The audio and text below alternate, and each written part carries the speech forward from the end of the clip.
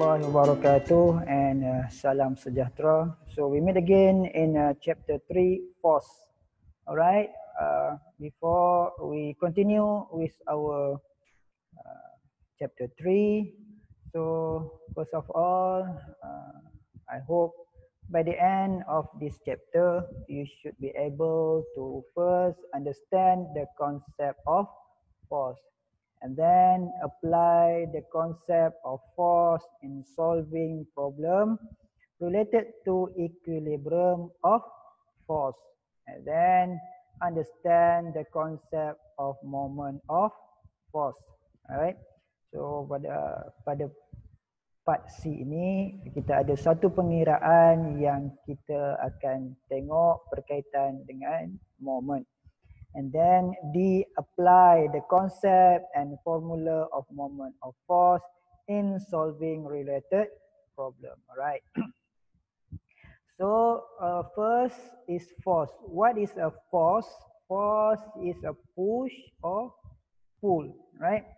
Force is defined as an action which will alter the state of motion of a body. Maksudnya force ataupun daya adalah didefinisikan sebagai satu tindakan yang akan mengubah pergerakan sesuatu badan, body lah satu badan, satu objek. Force is a vector quantity. Ingat, force is a vector quantity. What is a definition of vector quantity? Okay, kembali kepada chapter 1. So unit SI for force is Newton. Okay, back to basic. Apakah formula yang base unit yang membentuk formula bagi Newton? Alright. Again, force is push or pull. Right. Okay. Example of the effect of force in everyday life. First, we use to pedal a bicycle to change its speed. Maksudnya kita menggunakan pedal untuk menambahkan kelajuan basikal. Kemudian kita ada a pushing force is required to push a lawn mower for its state of rest. Maksudnya kita perlukan satu daya untuk menolak mesin rumput ini daripada keadaan dia statik ataupun keadaan dia diam. Okey, apa lagi? A force is required for a peripheral fish to change its shape. Maksudnya satu daya diperlukan untuk mengubah bentuk ikan, ikan buntal kan? Okey, daripada kecil dan mengembang. Jadi bulat. Okay. A force is required to cut a birthday cake. Maksudnya even kita nak memotong satu kek pun ia memerlukan daya. Even you nak pegang pen pun memerlukan daya ataupun force. Alright. So type of force, jenis-jenis daya. Ini awak kena faham, kena ingatkan betul-betul. Jadi saya tukarkan pada pen sekejap. Okay. So type of force. Okay, so jenis-jenis daya. Okay, so contact force, maksudnya daya kita bahagikan kepada dua. Maksudnya satu daya contact force dan satu lagi non-contact force. Ingat yang ni ya. So type of force kita pecahkan kepada dua, iaitu contact force and non-contact force. So apa contoh-contoh bagi contact force yang ataupun apa yang kita katakan contact force sebelum tu, iaitu interaction between object that we touch. Maksudnya interaksi antara objek yang kita sentuh, itu adalah contact force. Apa yang dikatakan non-contact force adalah attract or repel even from a distance. Dia ada tarikan ataupun repel daripada satu jarak yang tertentu. Apa contoh-contoh dia? Okey, yang pertama, okey, apa yang kita kata apply force. Okey, maksudnya seorang memukul menggunakan bat baseball, memukul bola baseball, itu kita panggil apply force. Kemudian kita ada spring force. Okey, so ini bentuk spring force. Kemudian kita ada seretan ataupun drag force. Ini adalah contoh drag force. Okay, so kita ada frictional force. Okay, so ini contoh frictional force, maksudnya geseran. Dan kita ada normal force. Apa normal force kita akan bincang nanti. Ada satu daya bertindak ke atas dan satu lagi daya bertindak ke bawah. Gabungan kedua-dua daya ini kita panggil dia F. And nanti kita akan bincangkan. Okey, kemudian kita ada non-contact force. Apa contohnya? Magnet. Okey, maksudnya magnet bila kita letakkan dia pada satu jarak yang tertentu, dia ada flux. Okey, ini ataupun daya magnet. Okey, maka daya magnet ini walaupun tidak bersentuhan secara fizikal pada satu jarak tertentu, maka dia ada kesan juga. Contoh paling mudah adalah penjanaan tenaga elektrik, iaitu kita memotong plug magnet. Okey. Plug magnet, pemotongan plug magnet menghasilkan arus elektrik. Okey, itu kita akan bincang nanti. Kemudian kita ada electric force. Okey, ini electric force. Okey, daya elektrik. Dan kita ada gravitational force. Tarikan gravity. Kita tak rasa tapi ia berlaku. Okey. First kali kita perincikan tadi kita sebutkan satu persatu. So yang ini kita pergikan lebih perinci sikit, iaitu yang pertama adalah apply force. Apa yang dikatakan apply force? Is a force that apply to an object by a person or another object. Okey, contoh seorang lelaki menolak, kita katakan bakul, box ataupun kotak kayu. Nampak F-nya? F satu daya dan bersudut, dia menolak. Dan satu lagi, seorang lelaki di dalam salji menarik dia punya, apa dipanggil ni? Okey, menarik dia punya ski dia lah. Saya tak pasti namanya. Kemudian yang kita ada seorang lelaki menarik pemberat, okey, menggunakan satu medium. Okey. Dia tak direct kepada beban yang ditarik. Alright. Then kita ada spring force. Okay. So the force exert by a compress. Okay. Maksudnya diserap melalui kompres ataupun mampatan. Dan ataupun stretch spring ataupun kita tarik spring tu secara tegang. Open any object that attached to it. Maksudnya kita kompres untuk objek yang kita nak dia menolak kembali, ataupun kita menegangkan dia untuk menarik semula. So dalam keadaan normal kita ada spring yang berbentuk macam ni, free length, dan kita beban ataupun kita loadkan dia, maka ini adalah jarak yang kita loadkan dia. Dan bila kita dapat sebenarnya solid height, maksudnya ini jarak dia yang dah kita maksimum kita loadkan dia. Okay.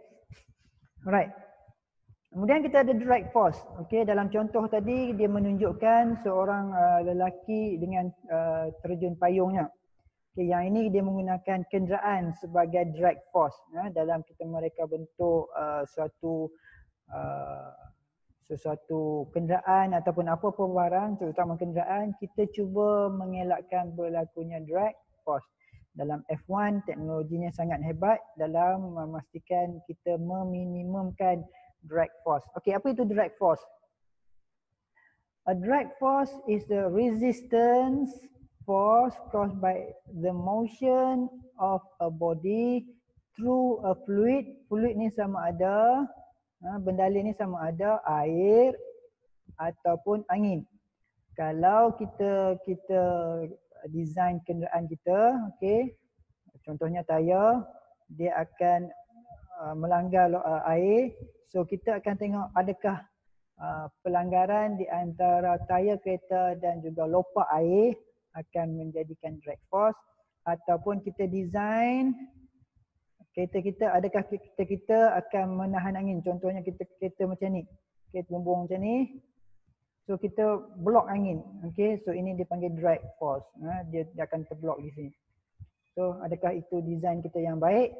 Sebab tu kalau kebanyakan kereta kita akan tengok design dia hampir ataupun rendah daripada pusat graviti. Okay.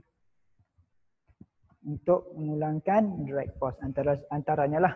Okay. Ya, saya clearkan saya punya. Okay. So a drag force act opposite. Ingat drag force drag opposite of the direction of the oncoming flow velocity. Maksudnya drag force dia berlaku bertentangan. Maksudnya ini sebagai contoh kenderaan dia akan datang contohnya angin daripada arah yang bertentangan. Right. Itu dipanggil drag force. Frictional force ataupun friction rintangan resistance. Okay. Force generated by two surface that contact and slide against each other. Maksudnya satu permukaan yang dia akan slide antara satu sama lain. So, contohnya di sini kita ada bongkah kayu. Okey, kita ada bongkah kayu.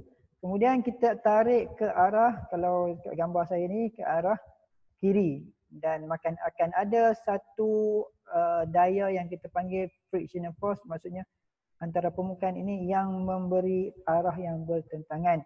Maksudnya kalau saya tarik sebelah kiri, dia akan ada satu friction force di sebelah kanan. Ataupun bila saya tarik ke sebelah kanan, friction force akan berlaku ke sebelah kiri. Maksudnya akan ada penentangan. Kita akan belajar nanti keseimbangan daya. Macam mana kita nak pastikan bahawa apabila kita tarik nanti dia akan menjadi seimbang. Okey, nilainya F-nya akan menjadi, kita katakan F equal to 0 Newton. Itu kemudiannya. Okey. Kemudian kita ada normal force, yang ni saya akan ulang sikit lagi nanti pada bab yang akan datang, ada dalam topik 3 ni, tapi kita akan ulang sedikit lagi. So kita ada normal force. Apa yang dikatakan normal force? Normal force is a contact. Dia mesti contact. Is a contact force. Maksudnya kalau kita tengok sini, dia mesti contact. Dia mesti contact. Antara objek dan juga meja ini dia mesti contact. Kalau di sini, kalau macam ni kita tak panggil dia normal force. Ini kita tak panggil normal force. So dia syarat dia mesti dia bersentuhan antara meja dan objek. Okey. Saya bersihkan saya punya paparan. Okay. So, if two surfaces are not in contact, they cannot exert force. They cannot exert a normal force on each other. Maksudnya normal force akan berlaku keseimbangan, satu daya bertindak ke atas dan satu daya bertindak ke bawah yang kita panggil wake. Okay. So, force satu daya bertindak atas, maka dalam keadaan daya yang normal, meja ini tak patah. Okey, dia tak patah. Maka ianya berada dalam keseimbangan, satu daya normal bertindak ke atas mengimbangi beban yang bertindak ke bawah. Okey. Okey, sebelum macam ni saya tunjuk sekali lagi. So kita ada normal force acting on the object by the table. So ini objek kita. Okey. Kemudian kita ada surface permukaan. So normal force acting on the table by the object. Maksudnya ada satu daya bertindak ke atas dan satu daya bertindak ke bawah. Ke bawah adalah contohnya kita katakan daya bertindak ke bawah adalah berat. So satu lagi daya yang bertindak ke atas kita sebut F. Mungkin awak terkeliru kenapa saya sebut ni sebagai berat, weight.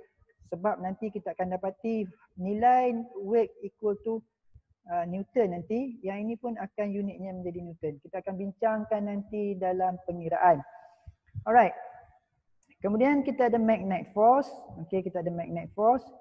So, defined as the attractive or repulsive force is a force that is exerted between the pole of magnet and electrically charged moving part. It is consequent of the electromagnetic force. Okay, so maksudnya kita akan ada satu daya tarikan magnet ataupun elektromagnet. Sebab dalam penghasilan tenaga elektrik, maksudnya pemotongan flux ni kita akan potong, ada kaedah lah. Kita akan potong ke bawah, potong ke atas, potong ke bawah, potong ke atas, potong ke bawah. Maka dia akan menyebabkan berlakunya pengaliran arus elektrik. Dan bila berlakunya pengaliran arus elektrik, kita menghasilkan kita menghasilkan tenaga elektrik untuk menyalakan lampu atau memberi tenaga elektrik. Contoh kita di Sarawak ni adalah empangan vakum lah. Okay. Alright, kemudian kita ada electric force. Okay, kita ada electric force. Kita tahu bahawa attractive or repulsive atau menarik atau menolak interaction between any two charged object is an electric force. Maksudnya interaksi menarik atau menolak antara mana-mana dua objek dikatakan adalah kuasa elektrik. Contoh, positif dengan positif dia akan menolak. Negatif dengan negatif dia akan menolak. Positif dengan negatif dia akan menarik. Maksudnya charge bertentangan akan menolak, charge yang sama akan menarik. Yang ini dia ada kaitan dengan nanti berkaitan dengan arus elektrik. Ingat, dalam pengaliran arus elektrik, positif bergerak ataupun negatif yang bergerak. Yes, charge negatif yang bergerak. Kena ingat balik masa SPM. Okay, kemudian kita ada daya graviti ataupun gravitational force. Apa yang dikatakan gravitational force is the force of attraction between all masses in universe, especially the attraction of the earth mass for bodies near the surface. Maksudnya kita ada satu garis tarikan graviti dan kita tahu semakin dekat dengan bumi maka tarikan graviti dia semakin tinggi. Sebagai contoh di sini kita ada bola tenis dan juga kita ada basketball dan kita lepas kedua-duanya akan jatuh ke tanah. Okay. Alright. Kemudian kita ada effect of force. Kesan daripada daya. Maksudnya kesan daripada daya adalah melalui the action pushing, maksudnya tindakan menolak ataupun menarik. The action pushing and pulling can change the size of an object, maksudnya dia akan memberi kesan pada size object, and then shape of an object, and then stationary state of an object, speed of an object, and direction. So kita boleh katakan kesan tarik ataupun tolak akan menyebabkan kesan pada daya tersebut akan memberi kesan kepada saiz, bentuk, kedudukan statik dia, lajunya dan juga arah. Okey, itu kesan. Kena ingat yang itu. Kemudian saya berhenti dulu di sini. Kita akan sambung nanti pada bahagian weight and mass. Alright. So kita stop di sini dulu.